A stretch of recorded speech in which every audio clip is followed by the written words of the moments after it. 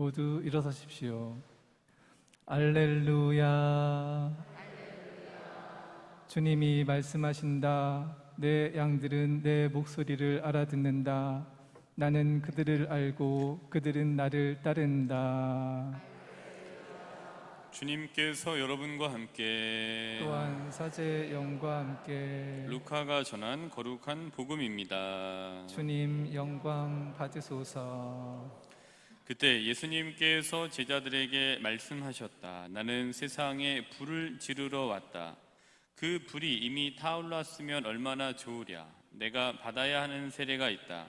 이 일이 다 이루어질 때까지 내가 얼마나 짓눌릴 것인가. 내가 세상에 평화를 주러 왔다고 생각하느냐? 아니다. 내가 너희에게 말한다. 오히려 분열을 일으키러 왔다. 이제부터는 한 집안의 5 식구가 서로 갈라져 세 사람이 2 사람에게 맞서고 2 사람이 3 사람에게 맞설 것이다. 아버지가 아들에게, 아들이 아버지에게, 어머니가 딸에게, 딸이 어머니에게, 시어머니가 며느리에게, 며느리가 시어머니에게 맞서 갈라지게 될 것이다. 주님의 말씀입니다. 그리스도님 찬미합니다. 모두 자리에 앉으십시오. 네, 저는 이제 이렇게 아직도 뭐 그런 생각들이 강론할 때마다 들어요. 제가 막 얘기를 하는 것 같지만, 내가 이렇게 이분들 앞에서 이렇게 얘기를 해도 되는 건가? 이렇게 항상 어색해요. 강론할 때 최대한 그 어색함을 감추고 하는 거지. 그럼 이분들한테 내가 얘기하는 게 이게 더 수정을 해서 더 말씀을 드려야 되는데 이게 정확한 건가? 좀 받아들이시는 건가? 뭐 이런 굉장히 조심스러움이 보자 때는 오히려 멋모르던 것들이 있었는데 이게 시간이 더 지나고 나서 계속 지나니까 굉장히 조심스러운 것 같습니다. 그래서 사실 제가 이렇게 막 얘기하는 것 같지만 항상 마음속에는 조심스럽고, 그다음에 내가 아직도 이렇게 많은 분들한테 얘기를 제가 한다는 것 자체가 어색하다. 그래서 항상 그런 마음을 가지고 조심스럽게 하고 있다라는 거를 좀 말씀을 좀 드리고 싶습니다.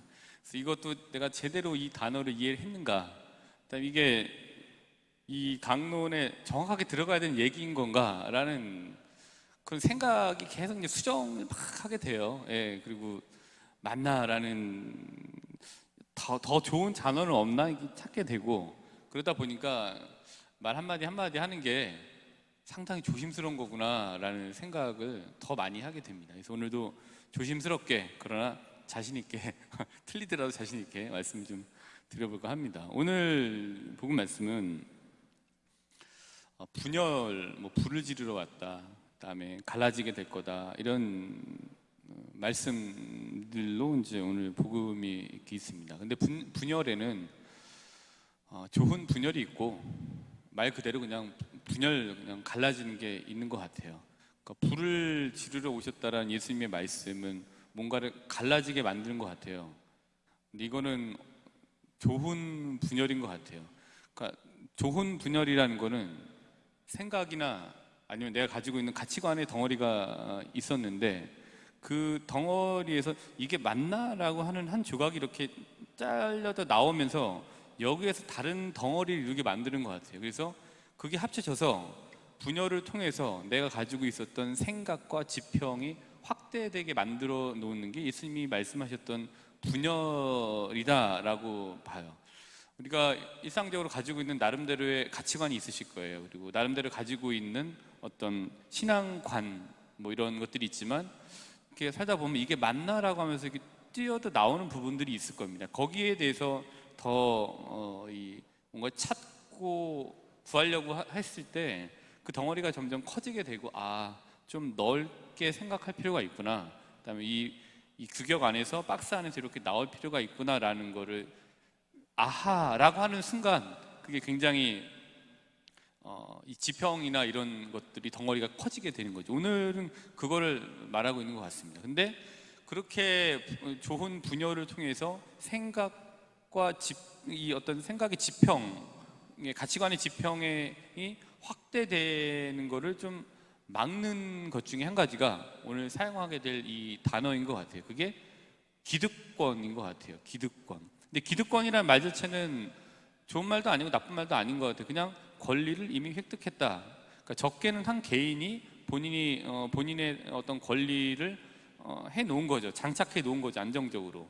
그다음에 크게는 뭐 국가의 기관이 있을 수도 있고요. 근데 기득권이라는 거는 이미 내가 누려야 될 것들 아니면 나이가 이렇게 뭔가 할 수 있는 그런 권리들이 이미 획득된 상태인 거죠. 근데 이 기득권이 견고하면 견고할수록 그래서 이미 그거에 자리 잡은 사람들은 좀 변화하고 또 변화시키려고 하기보다는 저도 그런 것 같은데 그거를 좀 누리고 그거를 최대한 좀 지키려고 하는 경향들이 좀 이게 세지는 것 같아요. 근데 기득권 이미 획득한 권리가 클수록 그러니까 그거를 이제 계속 유지해야 되는 거죠. 근데 만약 그 기득권들이 움직이려고 한다면 자기 기득권이 좀 더 확대돼서 더 큰 안정적 기득권을 누릴 수 있다라는 판단이 되면 그거를 위해서 움직일 수 있게 되는 것 같아요. 근데 그런 게 없이는 이미 가지고 있는 거를 최대한 지키고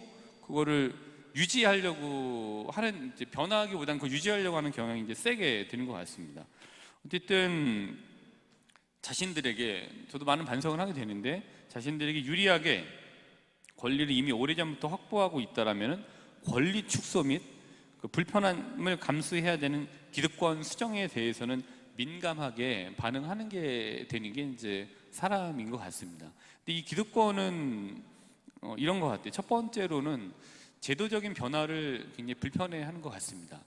이미 갖고 있는 게 있기 때문에 이걸 뺏기게 되면 나 자체의 힘이 약해지는 것 같기도 하고 뭐 그런 것들이 있겠죠. 그래서 몸이 말을 안 듣죠.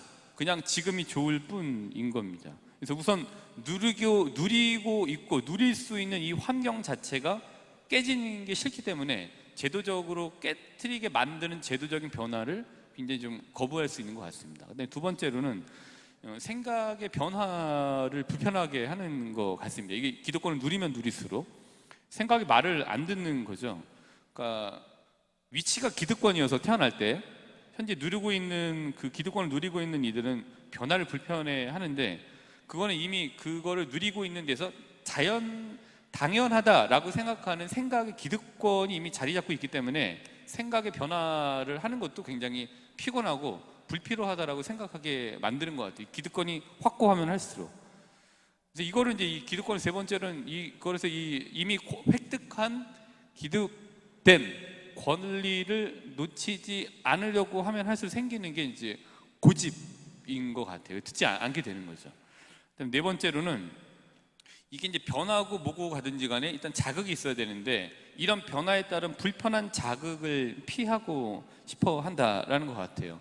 왜냐하면은 자극이라는 게 어떻게든지 간에 작게든 크게든 이 변화가 수반되게 있는 마련인 것 같습니다. 그래서 변화는 왜냐하면 또 싫어하는 이유는 변화 자체를 하기 위해서는 불편함을 또 감수해야 되니까 이미 기득된 그 권리를 그냥 누리면 불편하지 않은데 그거가 수정이 되려고 해서 거기 나에게 불리하게 되는 변화는 나의 불편함을 너무너무 많이 초래하기 때문에 기득된 권리를 누리려고 할수록 움직이지 않고 유지하려고 하는 경향이 이제 많죠. 그래서 저희 본당도 만약에 여기에서 기득된 여러 가지가 보이지 않는 게 있어서 움직이지 않으려고 한다라면은 그냥 20년 전인 거죠. 그냥 30년 전인 거겠죠. 기득된 걸 가지고 이렇게 쭉 유지하려고 하다 보면은 그렇게 되는 것 같아요. 그래서 저희가 부임이라고 하는데 본당 신부들도 5년에 한 번 옮기는 거는 저희한테도 쉽지 않은 일이긴 해요. 이렇게 계속 이동해야 되고 정 들고 또 정 떼고 정 붙이고 이런 게 쉽지 않지만 거기에서 저희도 기득되는 권리들이 있는 것 같아요. 본당 신부들도 이렇게 보면은. 근데 그게 세지면 세질수록 변화하기는 좀 어려우니까 이런 순환은 굉장히 좀 필요한 여기 안에서 신부 인사는 굉장히 필요한 제도다라는 것을 다시 한번 기득권이라는 걸 생각하면서 좀 가질 수 있게 된 것 같습니다. 어쨌든 이런 불편함을 감수해야 되는데 그래서 이제 저희가 임진왜란 때 보면은 유성룡이라는 분이 장미법을 시행하잖아요. 장미법이라는 게 토지 면적에 따라서 이제 이전에는 토지 면적에 따라서 이제 공납을 하게 되는데 그 나라님한테 바치는 거겠죠. 공납을 하게 되는데 예를 들면은 전란 중인데도 불구하고 그 공납을 하기 위해서 어느 지역에 전복을 공납을 해야 된다고 하면은 그 어려운 시기에 전복을 구할 수가 없잖아요. 근데 전복을 바쳐야 되는 거예요. 그러니까 전복을 구할 수 없으면은 그걸 내지 않으면 분명히 불이익이 본인들에게 있을 텐데 그 불이익을 빚을 지면서까지 당하지 않기 위해서 결국에는 그 중간에 누가 끼게 됩니까? 브로커가 생기잖아요. 그래서 우리 흔히 이야기하면 브로커가 껴갖고서 전복을 어디서 갖고 오죠. 그리고 그냥 제값에 주는 게 아니라 어떻게 줍니까? 폭리를 취해서 주는 거죠. 그러니까 폭리니까 빚은 빚대로 지고 나라에 있던 불이익을 당하지 않게 해서 계속 빚만 늘어가게 되는 거죠. 근데 여기에 브로커와 함께 유착되는 게 그거를 이제 제도적으로 통과시킬 수 있게 눈 감아주는 지방 관리들이 같이 이렇게 되는 거죠. 그러니까 2중으로 폭리가 되고 3중으로 세금이 붙게 되고 해서 이런 중에 장미법을 시행함으로 인해서 양반들도 특산물이 아니라 양반부터 시작해서 다들 쌀로서 그거를 낼 수 있게 만들어 놓게 됐죠. 근데 이게 꼭 필요한 자극이었잖아요. 불편함을 감수해야 되죠. 누군가에게는. 그러나 근데 그거를 공납을 할 수 없었던 어려운 처지에 있었던 사람들에게는 쌀로 그거를 하게 됨으로 인해서 굉장히 변화가 본인들에게 유리하게 좋게 된 거고, 반면에 그동안 이걸 다 부과했던 것들에서 자기들도 이익을 챙겨 먹고 그다음에 자기들은 거기에서 열애되었었던 양반들에게는 굉장히 불편함을 감수해야 되는 자극이 되어 버렸죠. 그러니까 누군가에게 꼭 필요한 변화를 위한 자극이었고, 누군가에게는 기득권이 세면 셀수록 있었던 그 기득권들에게는 굉장히 불편한, 나의 재산이 축나는 것처럼 느껴지는, 내가 누군가를 뜯어 먹을지언정 내가 뜯어 주는 거에 대한 거를 굉장히 거부하게 만드는 법이었을 거예요. 근데 누군가에게는 지지를 받았을 거고 누군가로부터는 굉장히 보이지 않게 아주 미움을 살 수 있게 만들었던 것이 이제 장미법인 거죠. 그러니까 어떤 자극은 기득권이 셀수록 변화를 초래해야 되기 때문에 그 기득권을 수정해야 돼. 불리하게 수정이 되게 되는 조항이 많을수록 이제 굉장히 이제 불편하고 싫어하게 되는 거죠. 그래서 오늘 복음을 통해서 보게 되면, 복음보다는 당시에 이 이스라엘 상황에서 유대 사회의 기득권층에게 이 예수님의 행보는 굉장히 그 불편함이었습니다. 그리고 반면에 예수님께서 하셨던 여러 가지 일들이 다른 사람들에게는 이들 이외의 기득권이 아니었고, 여기에서 항상 열애되어 있었고 항상 이 낙인이 찍혀 있었던, 이 스티그마가 찍혀 있었던 사람들에게는 꼭 필요했던 변화들이었던 거죠. 근데 이게 누군가에겐 지지, 누군가에겐 또 지탄을 받게 되는 행보들이었습니다. 안식일은 사람을 위해서 있다라는 그래서 안식일법을 경우에 따라서 어길 수 있다라는 안식일법의 근간을 흔들어 놨고, 그 다음에 모세 이혼에 대해서는 또 새로운 해석을 덧붙이는 등등의 말씀과 그런 언급과 파격적인 행보 자체는 현재 자리 잡고 누리고 있었던 누군가에게는 굉장히 불편하기만 했던 행보들이었을 겁니다. 그래서 결국 그 기득권이었던 이들이 불편한 자극의 제공자였던 예수님을 제거하는 단계에 이제 이르게 되는 거죠. 이게 신앙적으로는 하느님께서 우리를 위해 준비하신 거지만 세상적으로 봤을 때는 굉장히 예수님의 죽음은 정치적인 죽음이었다고 볼 수도 있습니다. 본인의 그걸 유지하기 위해서. 그런데 말씀드렸던 것처럼 소외받았던, 그 열애되고 낙인이 찍혀졌던 사람들에게는 꼭 필요했던 자극이었다고 보여집니다. 그래서 이제 당시 기득권층에게는 예수님의 행보는 분열이었고, 소외계층들에게는 좀 어떤 혁신, 그래서 꼭 필요한 자극이었다라고 저희가 생각해 볼 수 있는 것 같습니다.